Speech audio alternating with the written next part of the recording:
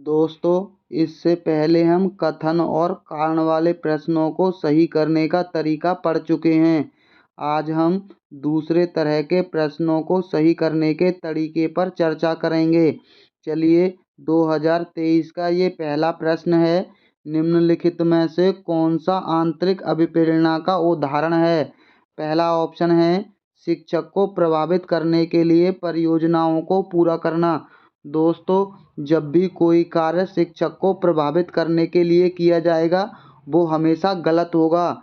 डांट से बचने के लिए पढ़ाई करना। दोस्तों, डांटना और डांट से बचना ये दोनों ही चीज़ें नकारात्मक मानी जाती हैं। पुरस्कार राशि के लिए एक प्रतियोगिता में भाग लेना। दोस्तों, पुरस्कार राशि भी देना ये भी नकारात्मक है।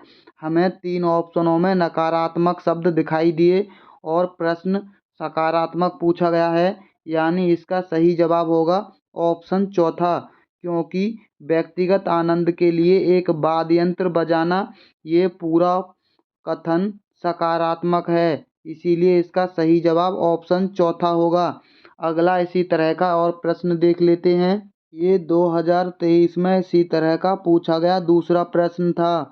एक शिक्षिका अपने विद्यार्थियों को अधिसंज्ञानात्मक कौशल विकसित करने में मदद करना चाहती है।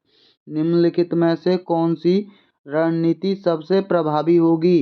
पहला ऑप्शन है विद्यार्थियों को अभिप्रेरित करने के लिए लगातार ग्रेड और प्रतिपुष्टि प्रदान करना। दोस्तों, हमने आपको पहले भी वीडियो में बता दिया है कि ग्रेड और अंक ये दोनों चीज़ें नकारात्मक में आती हैं। विद्यार्थियों को याद करने के लिए पाठ सौंपना और उन्हें पाठ्यपुस्तक से जानकारी दोहराने के लिए प्रोत्साहित करना।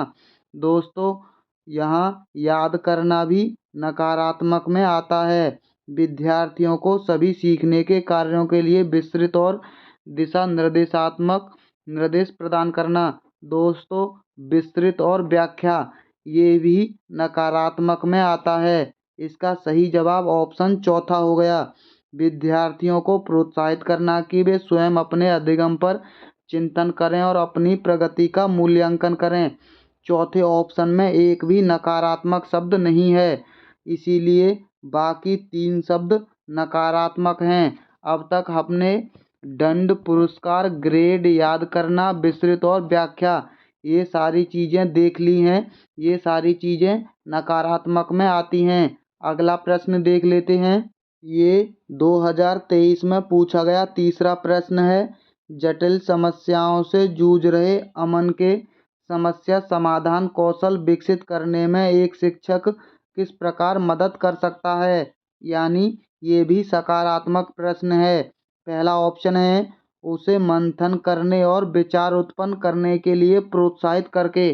दोस्तों, पहला ही ऑप्शन ऐसा है जो सकारात्मक है। बाकी 3 ऑप्शनों को और देख लेते हैं।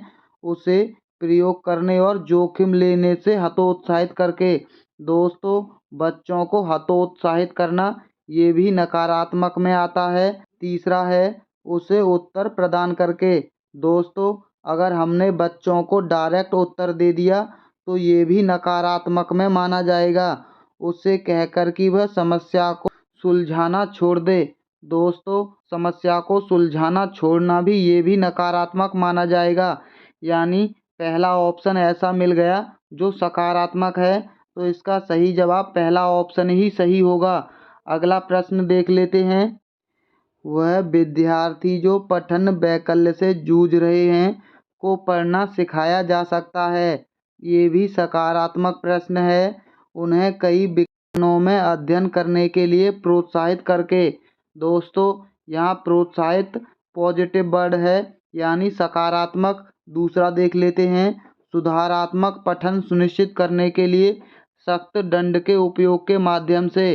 दोस्तों, दंड देना ये नकारात्मक हो गया। प्रणालीगत ध्वन्यात्मक प्रशिक्षण के माध्यम से ये भी सकारात्मक कथन है। उच्च ग्रेड स्तर के पठन ग्रंथ प्रदान करके। दोस्तों, ग्रेड भी हमने कहा था नकारात्मक हैं।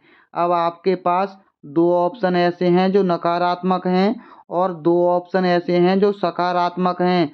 अगर आप इस विधि का प्रयोग करते हैं तो आपके प्रश्नों को सही होने के चांस बढ़ जाते हैं। हमने ये नहीं कहा कि इस विधि से आप 100% प्रश्नों को सही कर सकते हैं। दोस्तों, इसका सही जवाब है ऑप्शन तीसरा, प्रणालीगत ध्वन्यात्मक प्रशिक्षण के माध्यम से। दोस्तों, पूरे पेपर में अगर आपने इसी ट्रिक को अपनाया तो आपके अधिक से अधिक प्रश्न सही होंगे। अब तक हमने आपको 2 तरीके बताए हैं पेपर हल करने के। अगले तरीके के लिए आप हमारी वीडियो को लाइक और हमारे चैनल को सब्सक्राइब कर लीजिए। तो चलिए मिलते हैं बहुत जल्द अगली वीडियो में। वीडियो देखने के लिए बहुत बहुत धन्यवाद।